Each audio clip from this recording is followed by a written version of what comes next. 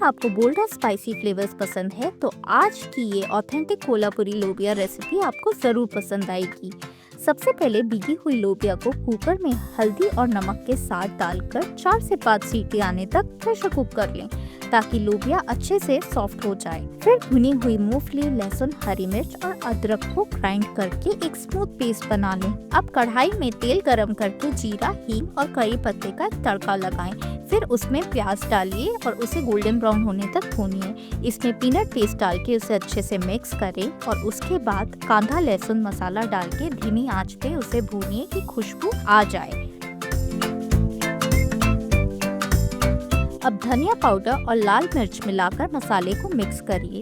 इसमें थोड़ा सा पानी डालिए अगर मसाला जल रहा है। अब स्वाद अनुसार नमक डालिए और प्रेशर कुक्ड लोबिया और उसमें पानी डालकर अच्छे से मिक्स कर लें। अब इसमें चॉप्ड कटे हुए टमाटर डालिए और ढक्कन लगा के 10 से 12 मिनट तक इसे पकाइए जिससे कि पूरा स्वाद अंदर तक आ जाए। हमारी मसालेदार कोल्हापुरी लोबिया तैयार है। इसे गर्मा गर्म सर्व करिए रोटी या चावल के साथ। ऐसे ही रीजनल रेसिपीज के लिए मेरे चैनल को सब्सक्राइब करना ना भूलें।